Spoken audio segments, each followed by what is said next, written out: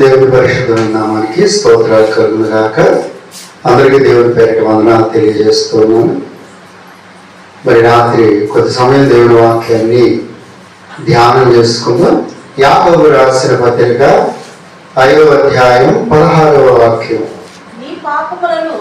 మీ పాపములను ఒకరితోనొకడు ఒప్పుకొనుడి, మీరు స్వస్థత పొందినట్లు ఒకరి కొరకు ఒకడు ప్రార్థన చేయుడి. స్తోత్రం కలుగును గాక. హల్లెలూయా. యాత్రి కొద్ది లేఖనాలను ధ్యానం చేద్దాం. యాకోబు అనేటువంటి ఒక దైవజనుడు సంఘానికి ఉత్తరం రాస్తూ ఒక మాట అన్నారు. ఏమన్నారంటే, ఈ ముందు వచనాల్లోకి వచ్చేసరికి అంటారు, మీలో ఎవరికైనా శ్రమ సంభవించిందా ప్రార్థన చేయండి, ఎవరికైనా సంతోషం కలిగిందా పాటలు పాడి దేవుణ్ణి స్తుతించండి, ఒకవేళ మీలో ఎవరికైనా వ్యాధో బాధో బలహీనతో రోగమో కలిగిందా మీరు సంఘ పెద్దలను పిలిపించండి, వాళ్ళు వచ్చి యేసయ్య పేరిట నూనె రాసి మీకు ప్రార్థన చేసినప్పుడు మీరు తప్పకుండా స్వస్థత పొందుతారు. హల్లెలూయా. ఇలా చెప్పుకుంటూ వచ్చి అంటాడు, మీరు స్వస్థత పొందేటట్లు అక్కడ ముందు ఒక మాట అన్నాడు. ఏమన్నారు? మీ పాపములు కూడా ఒకరితో ఒకరు ఒప్పుకోండి, అప్పుడు దేవుడు క్షమిస్తాడు. కప్పుకునే వాళ్ళని కాదు కానీ ఒప్పుకునే వాళ్ళని దేవుడు క్షమిస్తాడు. తర్వాత అన్నాడు, ఏమన్నాడు? మీరు స్వస్థత పొందినట్లు ఒకరి కొరకు ఒకడు ప్రార్థన చేసుకోండి. హల్లెలూయా. ఇది రాత్రి చాలా ప్రాముఖ్యమైన విషయం. దేవుడు మన నుండి కోరుకునేది ఏంటి? సంఘంలో ఉన్న ప్రతి బిడ్డ విషయంలో ఆయన ఏమి తలంచి ఆలోచిస్తున్నాడని మనం చూస్తే అక్కడ ఏముంది? మీరు స్వస్థత పొందినట్లు ఒకరి కొరకు ఒకడు ప్రార్థన చేయండి. స్వస్థతేనా? గమనించండి, సంఘంలో ఉన్న మనందరూ ఒకళ్ళ కోసం ఒకళ్ళు ప్రార్థన చేసుకోవాలనేది దేవుని యొక్క చిత్తము. మన కోసమే మనం ప్రార్థన చేసుకుంటే అది స్వార్థం అవుతుంది. మనం అందరి కోసం ప్రార్థన చేసినప్పుడు అది నిస్వార్థం అవుతుంది.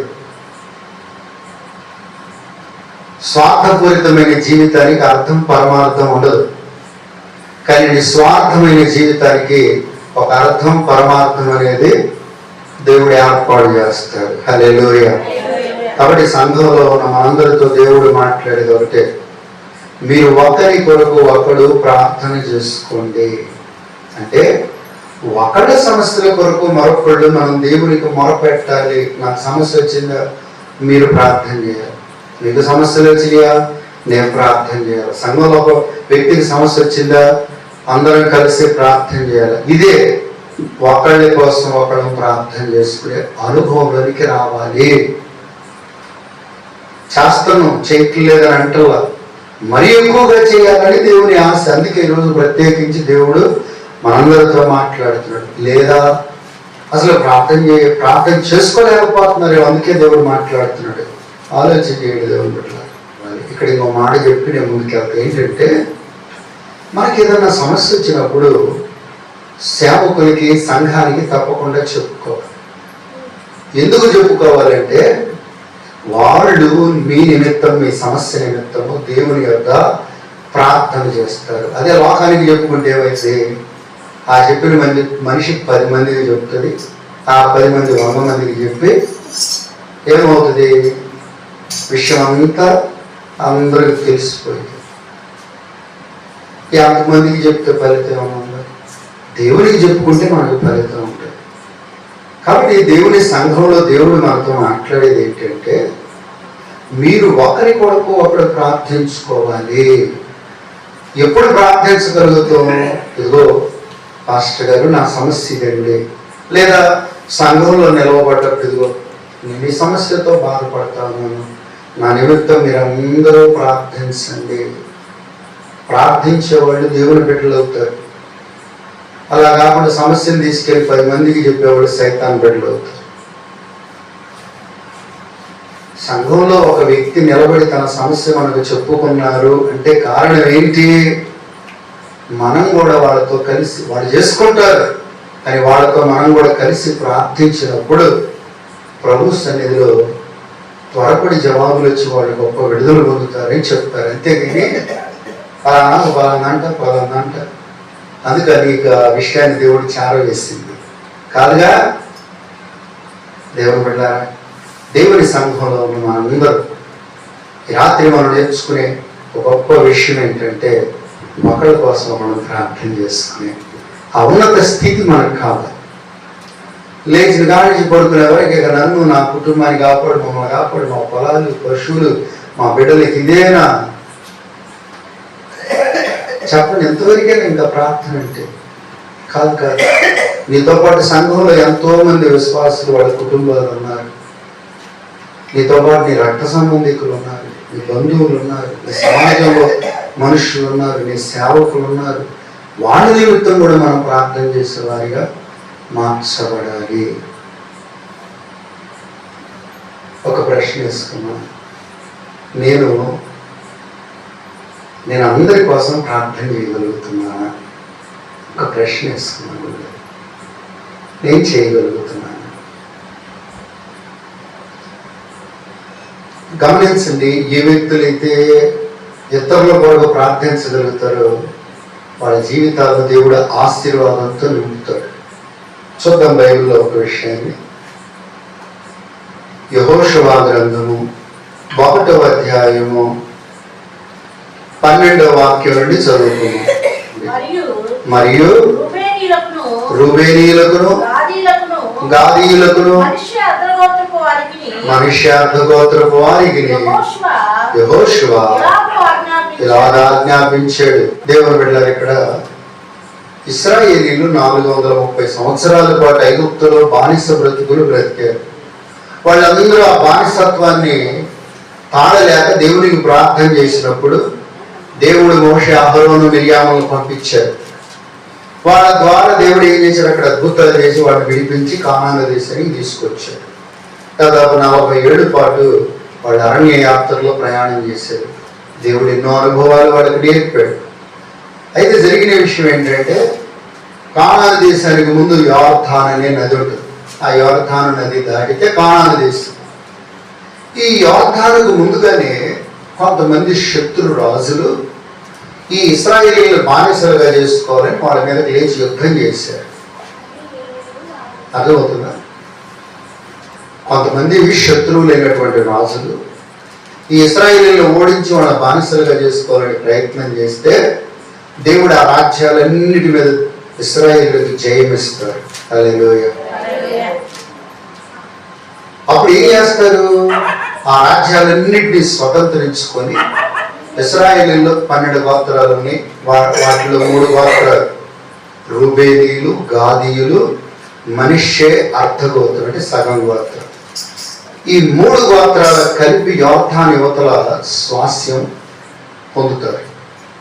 మిగిలిన గోత్రాలు యోర్దాను నది దాటి వెళ్ళి స్వతంత్రించుకోవాలి దేశాన్ని. అక్కడ ఉన్నటువంటి ప్రజలతో యుద్ధం చేసి ఆ దేశాన్ని స్వతంత్రించుకోవాలి. ఇక్కడ గమనిద్దాం, ఎందుకు దేవుడు అలాగున నియమించాడంటే అక్కడున్న ప్రజలందరూ దేవుడి దృష్టికి బహుఘోర పాపం చేశారు. అందుకే వాళ్ళని సంహరించడానికి దేవుడు ఈ విధానం ఏర్పాటు చేశాడు. సరే, ఇక్కడ మనం గమనించాల్సిన విషయం ఏంటంటే, ఈ 3 గోత్రాల ప్రజలకు యోర్దాను యువతలే స్వాస్యం అంటే దేశం దొరికింది. మరి మిగిలిన వాళ్ళు ఆ దరికి వెళ్ళి జయించాలిగా. ఇప్పుడు యెహోషువ అంటాడు, మీరు మీ సహోదరులతో కలిసి యుద్ధానికి వెళ్ళాలి, రావాలి అని చెప్పేసి అంటా ఉన్నాడు. గమనించ, మీరు మీ సహోదరులతో కలిసి యుద్ధానికి రావాలి. అప్పుడు వాళ్ళందరూ కలిసి అంట వాళ్ళ కుటుంబాలను ఆ దేశంలో వదిలిపెట్టి ఆ యుద్ధం చేయగలిగిన సైనికులందరూ వాళ్ళతో యుద్ధానికి వెళ్ళారు. హల్లెలూయా. ఎందుకు? తమ సహోదరులతో కలిసి పోరాడటం కోసం. ఎందుకు వెళ్ళారు? తమ సహోదరులతో కలిసి పోరాడారు. వీళ్ళేమో స్వాస్యం పొందారు, మరి వాళ్ళకేమో స్వాస్యం లేదు. బైబిల్లో ఏం చదువుకున్నాం? మీరు ఒకరి కొరకు ఒకరు ప్రార్థన అంటే ఒకరి కొరకు మనం కూడా సహాయం చేసుకోవాలి.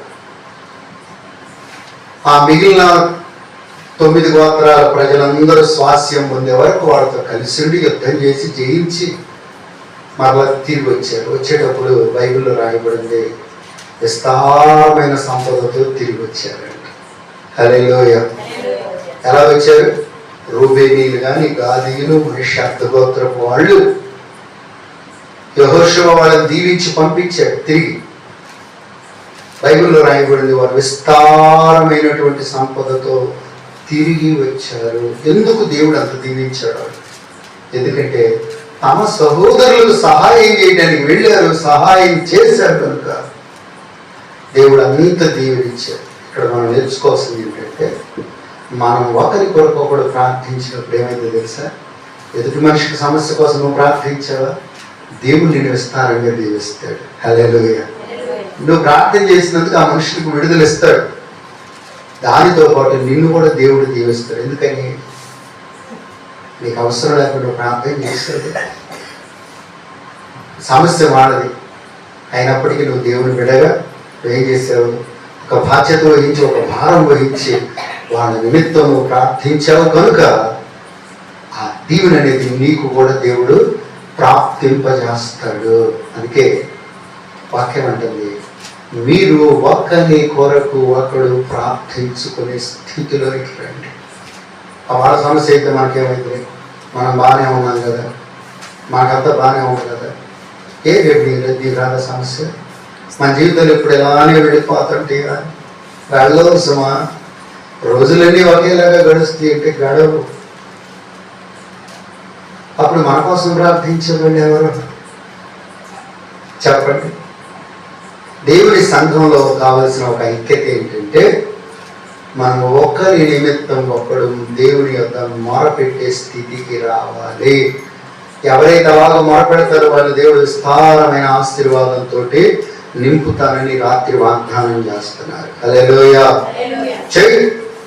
అందుకే నేను మీకు నెలలో ప్రార్థనాంశాలు ఇస్తుంటాను కదా, నెల ఇస్తుంటాను. మనందరి సమస్యల అంశాలు కుటుంబాలు రాసి చెయ్యండి అంటే ఎంతమంది చేస్తున్నారు? చెయ్యి. ఆ ప్రార్థన నీకు ఎంత జీవనం అవుతుంది. నిజం చెప్తున్నా, మీకు మనకి తెలియకుండానే మనం దేవుని దగ్గర ఆశీర్వాదాన్ని సంపాదించుకునే వ్యక్తులు అవుతాం. నిజం ప్రియులారా, ఒకరికొకరు ప్రార్థన చేసుకునే అనుభవం కావాలి దేవుని బిడ్డలను మనకి. మరొక ఉదాహరణ చెప్తాను చూడండి. మొదటి దినవృత్తాంతాలు గ్రంథము 19:10 నుంచి. దినవృత్తాంతాల మొదటి గ్రంథము 19వ అధ్యాయం 10వ వాక్యం నుండి. తాను అంటే యోవాబు అనే ఒక సైన్యాధిపతి ఉన్నాడు. అతను 2 సైన్యముల మధ్యను చిక్కుబడి ఉండటం చూసి యోవాబు ఇశ్రాయేలీయులలోని శ్రేష్ఠులలో పరాక్రమశాలులను ఏర్పరుచుకొని సిరియన్లకు ఎదురుగా వారిని పంక్తులు తెచ్చి కడమ జనులను అమోనీయులకు ఎదురుగా వ్యూహపరిచి తన సహోదరుడైన అభిషేక్కి అప్పగించాడు. హల్లెలూయా. ఇక్కడ చెప్తారు, దావీదు అనేటువంటి రాజు కాలంలో అమ్మోనీయులు సిరియనులు అనేటువంటి శత్రువులు కలిసి యుద్ధానికి వచ్చారు. దావీదు ఏం చేశాడు? తన సైన్యాధిపతిని యుద్ధానికి పంపిస్తే ఆ శత్రువులు చాలా తెలివిగా ఏం చేశారు? వీళ్ళని రావడం చూసి ఆ పక్క సగం మంది ఈ పక్క సగం మంది మధ్యలో పెట్టేశారు ఇశ్రాయేలీయులు. యోవాబు కాస్త చెంగిపోయాడు. వెంటనే తన దేవుని బట్టి, యెహోవా దేవుని బట్టి ధైర్యం తెచ్చుకొని సగం మందిని తను తీసుకున్నాడు యోవాబు.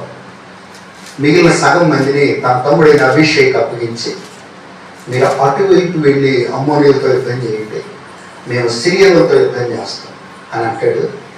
ఒకవేళ మేము కనుక ఓడిపోయి మీరు గెలిస్తే మీరు మాకు వచ్చి సహాయం చేయండి, మేము కనుక గెలిస్తే మేము మీకు వచ్చి సహాయం చేస్తాం. చూసారా ఏమన్నాడు అక్కడ? మనం ఒకరికొకళ్ళు సహాయం చేసుకోవాలి. హల్లెలూయా. యుద్ధం యుద్ధం ఈ జీవితం అంటే ఒక యుద్ధరంగంతో సమానం. యోవాబు సిరియన్ల మీద జయం చూశాడు, వాళ్ళందరినీ ఓడించి ఏం చేశాడు? అభిషేక్ సహాయం చేస్తే అమ్మోనీయులు కూడా ఓడించాడు. ఎక్కడో అక్కడ శత్రువులు సంహరించి పారేశారు. అంటే ఒకళ్ళు సహాయం చేసుకుంటే ఎంత జయం ఉందో చూశారు. అంటే కలిసి ప్రార్థించినప్పుడు ఎంత గట్టి సమస్యనైనా మనం ఎదిరించగలుగుతాం, దాన్ని జయిస్తాం. అందుకని దేవుడు మనలో ఉన్న ఐక్యత ప్రార్థన చూసి గొప్ప జయమును దేవుడు ఇస్తారు. హల్లెలూయా. అట్లా కాకుండా నాకెందుకులే, నీకెందుకులే, మనకెందుకులే, ఎవరు చెప్పవాళ్ళు పడతారులే. ఇందుకేనా మనం క్రీస్తు రక్తంలో కడగబడి ఒక సంఘంగా ఏర్పాటు చేయబడింది. మరొక చిన్న ఉదాహరణ చూపిస్తాను చూడండి. నెహమ్యా గ్రంథం 4:7 గురించి. సన్బల్లటును, టోబియాను, అరబీయులను, అమోనీయులను, అష్టోదీయులను యెరూషలేము యొక్క గోడలు కట్టబడిననియు బీటలన్నీయు కప్పబడిననియు వినినప్పుడు మిగుల కోపపడి యెరూషలేము మీదకి యుద్ధమునకు వచ్చి వారందరూ కట్టుకట్టి మమ్మను కలతపరచగా. చూడండి, నెహమ్యా అనేటువంటి ఈ నాయకుడు యెరూషలేము చుట్టూ ప్రాకారాలు కడుతున్నాడు. ఎందుకంటే శత్రువులు ఏం చేశారు, యెరూషలేము చుట్టూ ఉన్న ప్రాకారాలను పడగొట్టారు, గుమ్మాలు కాల్చారు. కాబట్టి ఏమవుతుంది, యెరూషలేము పట్టణంలో ఉన్న దేవుని ప్రజల మీద శత్రువులు చూడగానే దాడి చేస్తారు. కాబట్టి వాళ్ళందరినీ కాపాడాలని నెహమ్యా నడుగు కట్టుకొని ప్రజలందరినీ కలుపుకొని ఎక్కడున్న అక్కడ పనికి సమకూర్చి ఆ గోడలన్నీ కట్టి అయిపోయింది. ఇక గుమ్మాలు తలుపులు నిలబెట్టాలి. ఈలోపు శత్రువులు ఏం చేశారు, అమ్మోనీలు, అష్టోదీయులు, ఇంకా వాళ్ళు వీళ్ళు అందరూ కలిసి కుమ్మక్కయ్యి మాట్లాడుకొని కట్టు పెట్టాక యుద్ధానికి బయలుదేరాడు. అప్పుడు నెహమ్యా తన ప్రజలందరితో మాట్లాడుకో, మన నివాస స్థలం మనకు ఉండేటట్లు మనం పోరాడదాం. మనం ఒకరికొకరు దూరంగా ఉన్నాం. పనిలో బాకాస్వరం అనబడేటప్పుడు మీరు అందరూ కలిసి ఒక చోటకు రండి, బాకాస్వరం దగ్గరికి. మనం కలిసి పోరాడి మన స్వాస్థ్యాన్ని మనం కాపాడుకుందాం. హల్లెలూయా. చూసారా, నెహమ్యా ఏం చెప్తున్నాడు, మనం కలిసి పోరాడదాం, మనందరం కలిసి శత్రువులతో యుద్ధం చేద్దాం. అప్పుడు మన పట్టణం కాపాడబడిద్ది, మన కుటుంబాలు కాపాడబడతాయి, దేవుడు మనకి ఇచ్చిన స్వాస్థ్యం భద్రం చేయబడిద్ది. కనుక ప్రియులారా, నెహమ్యా ఆ ప్రాకారాన్ని ఎలా కాపాడాడంటే ఇశ్రాయేలీయులందరూ ఒక్కళ్ళతో ఒకళ్ళు మాట్లాడుకొని కలిసి పోరాడారు కాబట్టి శత్రువులు ఓడిపోయారు. హల్లెలూయా, హల్లెలూయా. అందుకే దేవుని వాక్యం అంటుంది, మీరు ఒకరి కొరకు ఒకడు ప్రార్థన చేసుకోండి, యేసయ్య పాదాలు పట్టుకొని మొరపెట్టండి. ప్రార్థన ఆలకించే దేవుడు యేసు ప్రభు, నిజమైన దేవుడు, నిత్య జీవం. ఈరోజు మనం ఒకరి కొరకు ఒకరు ప్రార్థిస్తున్నాం, మన రక్త సంబంధికుల కొరకు ప్రార్థిస్తున్నాం, మన బంధువుల కొరకు, మన స్నేహితులందరి కొరకు మనం ప్రార్థించాలి. ప్రార్థన చేయడం మనతో రక్షించడం దేవుని చేద్దాం. ప్రార్థన చేద్దాం, దేవుడు ఒకరోజు అనుకొట్టుకొని రక్షించడం తప్పాడండి. హల్లెలూయా, హల్లెలూయా. కొన్నిసార్లు కొంతమంది చెప్పుకోలేరు, కొన్ని సమస్యలు చెప్పుకోలేరు, కానీ అవి ఏదో ఒక రకంగా మన దృష్టికి వస్తాయి. ఎందుకు పడేసాడు, నీవు ప్రార్థిస్తావని చెప్పాడు నీకు దేవుడు, అంతేగాని నువ్వు 10 మందికి చెబుతావు కాదు. హల్లెలూయా. వాడు చెప్పలేదు కదా, నేను ఎందుకు ప్రార్థన చేయాలని నువ్వు అంటావా? కాదు, నీకు వినపడ్డదిగా, వాళ్ళ సమస్య వినపడ్డదిగా, వాళ్ళు ఉన్న పరిస్థితులు నీకు వినపడ్డాయిగా. వినపడ్డప్పుడు నువ్వేం చేయాలి? ప్రార్థించు, ప్రభు పలానా మనిషి యొక్క పలానా సమస్య నాకు వినపడ్డది, వాళ్ళ పరిస్థితులు మార్చు, వాళ్ళకి జయాన్ని ఇవ్వు. కొన్నిసార్లు కాలంలో దర్శనాలు దేవుడు మాట్లాడుతుందిగో పలానా మనిషి పలానా సమస్యలో ఉన్నారని దేవుడు నీతో మాట్లాడుతుంది. ఎందుకు? నువ్వు మోకరించి ఆ మనుషుల కోసం ప్రార్థన చేస్తారు. అంతేగాని నాకు కరెక్ట్ వచ్చింది, ఎక్కడ వచ్చింది సంఘంలో చెప్పి వాళ్ళని పాలసం చేస్తావు కాదు. నీవు రహస్యం ఉందని నీ తండ్రికి ప్రార్థన చేసి వాళ్ళ సమస్యల విడుదల కోసం వేడుకుంటావు. అంటే దేవుడు కూడా ఏ కోణంలోనైనా దేవుడు నీకు ఒకళ్ళ సమస్యలను తెలియజేసినప్పుడు నీవు వాళ్ళ నిమిత్తం ప్రార్థించే వ్యక్తిగా ఉండాలి. అంటే మనం అలాగున ఒకళ్ళ నిమిత్తం ఒకళ్ళు ప్రార్థించుకుంటూ ప్రభు రాకడకు రాజ్యానికి సిద్ధపడదు. దేవుడి మాటలు మనలో ఫలింపజేసి ఆశీర్వదించును గాక. ఆమేన్.